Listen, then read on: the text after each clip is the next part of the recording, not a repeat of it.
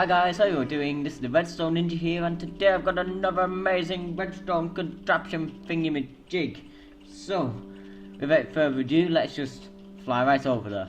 So as you may have guessed from the video title, we are in fact going to be taking a look at what I like to call, or rather what my friend, my good friend and good YouTuber Craft1 likes to call, the Ninja Unicorn Rainbow, the Rainbow Ninja Unicorn Shooting Cannon Mark II. And in case you're wondering why I'm flying backwards, that is because I'm creating suspense.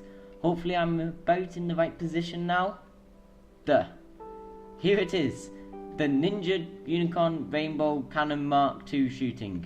Something along those lines. I'm pretty sure you can look up at the video title. Hopefully I got it right in the video title. If we just press that button there, you can see we get ourselves a lovely fuse. We can set that on fire, and I'm just going to get a damn sword because I'll need that in a minute. Right, okay, there goes the fuse. Any second now. Here we go. F1. And there you have it. Die, Jeb! Okay, so that's pretty cool. But how does it work? Well, I'll just take you through this command by command, step by step, because it's pretty simple. Or at least I think it's pretty simple. Once you've got the concept, it's really easy to follow. First of all, I have a test for command, testing for this block here, this exact block there being fire. And when it's fire, it's going to run a bunch of set block commands, which basically just delete all these blocks, replace them with lava, set block the lava to set block the next one to lava, and then set it to and so on, to create this sort of effect. I'm gonna have to go and kill that other Jeb now. I'll just go do that. Nah, I think I'll spare him. So, yeah, where was I? Ah, yes. So, it runs that set block animation, and then when the repeaters finish that chain of commands, what happens is it just set blocks a button there. Then what I'm doing, I'm spawning a charged creeper. A supercharged creeper with a fuse of 0, and also I'm spawning a sheep with loads and loads of health. Where'd he go? He's glitched through the floor. Where is he? There he is. Find him. Right, so, as you know, if you call it sheep Jeb underscore, then for some reason it goes all rainbowy. I'm not sure why, but I do know that it works. So, I'm spawning both a creeper, a supercharged creeper, and a Jeb underscore sheep, both at exactly the same time. The creeper has a fuse of 0, so that means that there is no waiting time for the explosion. It blows up, and then the rainbow sheep comes flying out this end.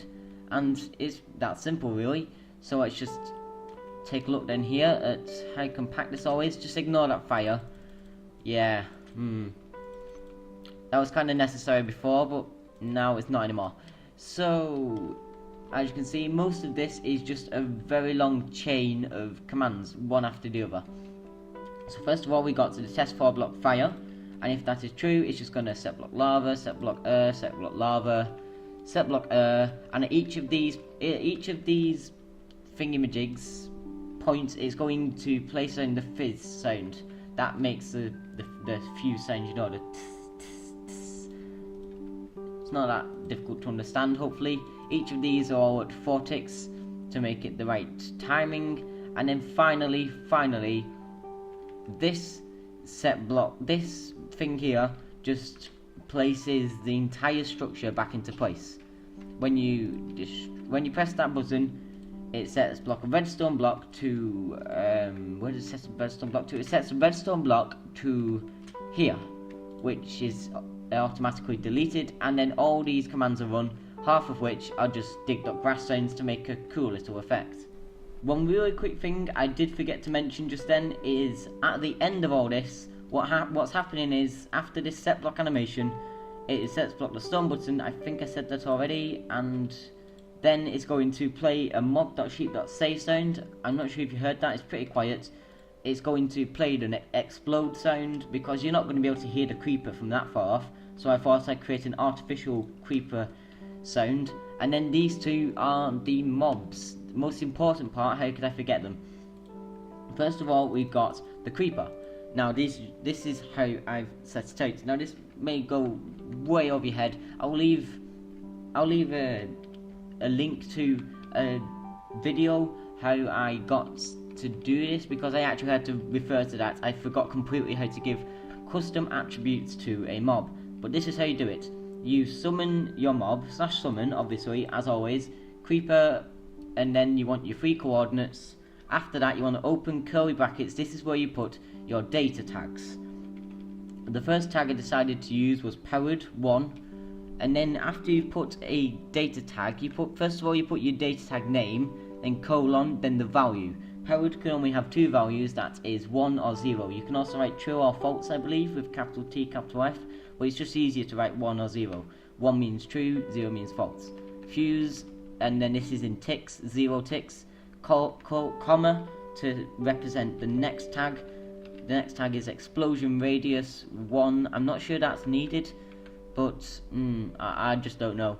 Next tag attributes, and then at this point I had to open another bracket, square brackets, then curly brackets to mark the first attribute, which is name generic dot attack damage, and then you put a comma base 49, and that is the value for the attack damage, which basically I think what that does is it makes the explosion bigger, but I'm not sure. I would just guess. I could get rid of this, it might be exactly the same. I really honestly couldn't tell you. And then obviously at the end you just close your curly brackets. And then for the sheep, that was a bit simpler. I just opened the data tag, I gave it a custom name value of Jeb underscore colon, no not colon, I keep calling commas colons. Commas for the next tag, which is custom name visible 0. I'm not sure that made a difference, but oh well, I'll just put that in anyway. Attributes, again they have to open up all these brackets, and for this one I gave it a health value of 50, otherwise it would just immediately get exploded by the creeper and die, and that wouldn't be very interesting now, would it? So that was my ninja, or rather credit to CraftM1 of course, but this is my interpretation of a Ninja Unicorn Rainbow Shooting Cannon Mark II. Now, if you want to know why it's called Mark II, ask CraftM1. I'll put a link in the description. As always, link in the description to CraftM1. It's a great YouTuber, why don't you go check him out? But unfortunately, that is the end of this episode. There's nothing really much more to show you, apart from perhaps killing the sheep. Dar Jeb. So, yeah, that's it really. If you did enjoy this video, then be sure to leave a like. If you have any suggestions for my ever-growing redstone world, then leave a comment with your suggestion, and if you really want to, then subscribe. But apart from that, this has been the Redstone Ninja, and my work is done here.